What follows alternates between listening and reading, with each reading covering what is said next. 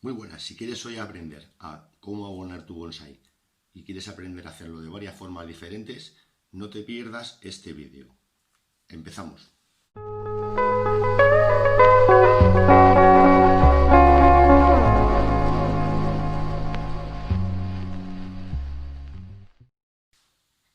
Muy buenas, soy José de Bonsai Evolution y hoy vamos a hablar un poco del NPK, nitrógeno, fósforo y potasio, componente de los abonos que le ponemos a nuestro bonsai, entre otras cosas.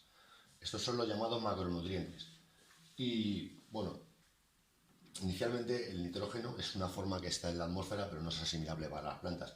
Entonces se la tenemos que poner nosotros mediante el abono. ¿De acuerdo? Es el responsable de la parte aérea y del crecimiento vegetativo. Es, por supuesto, responsable del tamaño de las hojas y de la longitud de los internodos. Y es el constituyente de la clorofila. ¿De acuerdo? ¿Cómo se lo aportamos? Se lo aportamos mediante abonos y viene representado de forma tal que nítrico, amónico, ureico y orgánico. El ácido nítrico y el amónico es absorbible inmediatamente por la planta y el ureico y el orgánico una semana más tarde. Si en una fórmula de abono aparece 10 de nitrógeno total y nos fijamos que el nítrico y el amónico en total representan un 5, eso es lo que la planta va a absorber inmediatamente. Lo otro va a ser absorbido lentamente, una semana más tarde aproximadamente. El fósforo es el responsable del crecimiento de las raíces, cuajado de flores y frutos y aporta una defensa para el invierno. ¿Cómo viene representado en el abono? Como P2 o 5, óxido de fósforo, donde existe un 56,4% de oxígeno y un 46,6% de fósforo. O sea que cuando aparece en una fórmula 10 de fósforo, no son 10 exactamente. Habría que multiplicar 10 por 0,43, nos saldría aproximadamente a la mitad. Donde ponga 10, aproximadamente habrá 5 de fósforo. Esto es un detalle que vi en un reportaje que hizo de estos del AVE Nacho Salar con un biólogo y estuvieron hablando de ellos. O sea, siempre en menos cantidad de fósforo que realmente lo que viene en la etiqueta. Y después el potasio. Es el regulador de apertura de estomas. Los estomas son las células que están en las hojitas de las plantas. Que por cierto, en ese mismo reportaje decían que hay muchas más estomas por el envés de la hoja que por la parte de arriba. O sea, que habría que pensar en eso cuando aplicamos productos y demás, también darle por debajo porque hay más estomas y lo asimilan mejor. Bueno, por regulador de apertura de estomas y por tanto el equilibrio hídrico, los estomas son los responsables de cerrarse o abrirse para que la planta no pierda agua, y de la resistencia a enfermedades y a las bajas temperaturas del invierno. Y es como el fósforo, el óxido de potasio es K2O, donde la fórmula es 17% de oxígeno y un 83% de potasio. O sea que habría que multiplicar el valor de potasio que viene por 0,83. Nos sale siempre menos cantidad. Esto como curiosidad. También existen micronutrientes, como son el azufre, calcio, magnesio, zinc, hierro, cobre, manganeso, en fin, hay una serie de ellos que vienen incorporados en estos abonos en más o menos medida y que a veces según la calidad del bonsai o el tipo de cultivo que tengamos nosotros, pues hay que aportárselos de manera independiente, pero eso ya forma parte de otra historia. Bueno, vamos a ver. En principio la planta se fabrica su propia comida. O sea, está claro que la planta mediante el agua y el CO2 de la atmósfera, mediante la fotosíntesis, fabrica carbohidratos y azúcares, que es el alimento básico de la planta. Todo lo demás se lo añadimos nosotros. En la planta, en el campo, pues con las raíces extendiéndose por el suelo, lo llega a conseguir. En un bonsai se lo tenemos que poner nosotros porque si no, ese aporte no lo encuentra nunca. ¿Cómo aportamos el abono? Lo aportamos en forma de sales solubles en agua, que son los compuestos de los que hemos hablado antes, tanto del fósforo como del nitrógeno como del potasio. ¿Y cuándo abonamos? Cuando regamos. Cuando regamos disolvemos este abono, ¿de acuerdo? Que pasa a formar parte del agua de riego y las raíces lo absorben y lo que no absorben lo absorbe el propio sustrato y después lo va soltando poquito a poco, cada vez que abonamos, cada vez que regamos. Distinguimos entre abono orgánico y abono químico. El abono químico es desaconsejable, destruye la flora bacteriana, si nos pasamos en una maceta de bonsai nos cargamos el árbol. Y el abono orgánico, pues lo vamos a ver en Tamagis, que son las pelotitas estas de abono japonesas, pellets, que son estos que son como más chiquititos, así alargaditos, y luego tenemos los líquidos. Dentro del abono orgánico lo tenemos fermentado y sin fermentar. El fermentado empieza a actuar inmediatamente y el que no está fermentado pues tarda como unos 15 días en hacer efecto. Frecuencia del abonado, y muy importante, porque no con abonar el árbol una vez lo vamos a tener abonado para toda la temporada. Nosotros comemos todos los días, el árbol tiene que comer todos los días. Vamos a poner un ejemplo. La barra roja es más o menos una pelota de abono que hemos puesto que dura unos 45 días. ¿De acuerdo? Que es el tiempo que tarda en dejar de ser efectiva. Entonces ponemos una pelotita de abono, pero cuando llevamos un mes con la pelotita de abono, ponemos nuevas pelotitas de abono. Quiere decir esto, que cuando se acabe el efecto de la primera pelotita de abono, esta justo tarda 15 días en empezar a hacer efecto y empieza a abonar. Y así sucesivamente. Por eso es muy recomendable cambiar el abono una vez al mes. Son periodos de 30 días. Un periodo y un periodo. Son periodos de un mes. De esta manera el árbol siempre va a estar perfectamente abonado.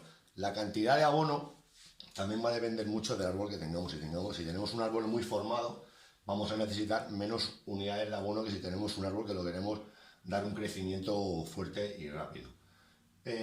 Ahora vamos a ver prácticamente en ejemplos prácticos cómo usar el abono, dónde ponerlo y de qué manera se puede poner. A ver, el abono yo lo preparo de la siguiente forma. Con las bolsitas típicas de té de Mercadona, las corto más o menos por la mitad para aprovechar, aunque podría ponerla entera. ¿De acuerdo? La hueco un poquito, le meto el abono en pellets, de que hablábamos antes, meto un poquito de abono, lo acoplo en la bolsita, le meto un par de grapitas para que quede la bolsita cerrada. Ya tendríamos una bolsita de abono donde no va a soltar ningún residuo de materia orgánica al suelo, porque todo va a quedar dentro de la bolsita. ¿De acuerdo? Es una forma muy útil de abonar. Luego tenemos las típicas cestitas, ¿vale? A donde yo suelo poner musgo de Sphagnum húmedo. Este no está húmedo, pero bueno. Musgo de Sphagnum arriba. Relleno con pellets.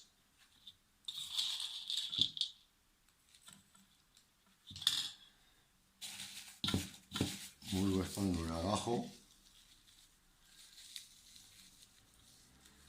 Luego le damos la vuelta y la pinchamos con palillos. Entonces siempre el abono va a fermentar bien, va a estar húmedo y esto va a hacer efecto. Esto es otro sistema de abonado. Luego tengo estas cestitas de fabricación casera que se hacen con la boca de una botellita de agua, un poquito de rejilla y unas bridas que hacen exactamente lo mismo que las japonesas y son prácticamente de coste cero. Y es exactamente igual. Ponemos un poquito de musgo abajo, rellenamos con pellets, ponemos un poquito de musgo arriba y la pinchamos en el sustrato. El agua entra por aquí, sale con la rejilla de abajo y también van perfectas. Luego hay gente que usa ese sistema que es tubo de PVC, ¿de acuerdo? Que es lo mismo, se pone en el sustrato, se rellena por aquí con pellets, pones un poquito de musgo encima, lo fijas en el sustrato y ahí queda. Es otra forma muy buena de abonar y barata. Y luego tenemos los tamagis de los que hablábamos antes, que son estos tochos, que al final se puede poner también con las cestas, y si no se puede poner con las cestas porque es muy gordo, se parte en cachitos y lo pone con musgo para que fermente, ¿vale? Estos pellets que uso yo ya vienen fermentados, abonan casi inmediatamente. Estos otros, los tamagis, tardan 15 días en hacer efecto. Sería el típico ejemplo de abono sin fermentar, ¿vale? Estos se pueden trinchar también en el suelo y enterrarlos. Cualquier abono se puede enterrar en el suelo. Lo que pasa que, bueno, luego sustituirlo deja mucho más residuos, es mucho más engorroso, ¿vale? Ahora vamos a ver un ejemplo de algunos de los casos ahí en árboles míos. Este es el ejemplo de las bolsitas, las pinchas con palillos para que no se las lleven los pájaros, ¿de acuerdo?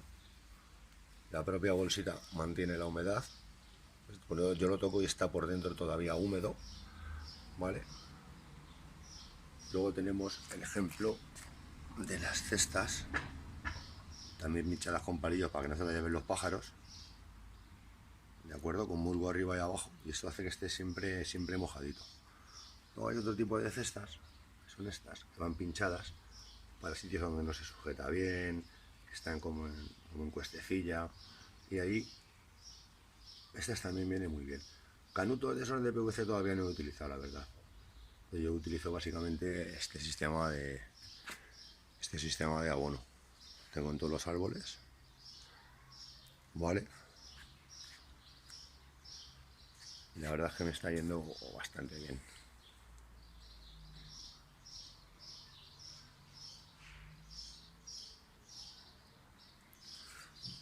Bueno, pues este ha sido el vídeo del abono. Recordar, siempre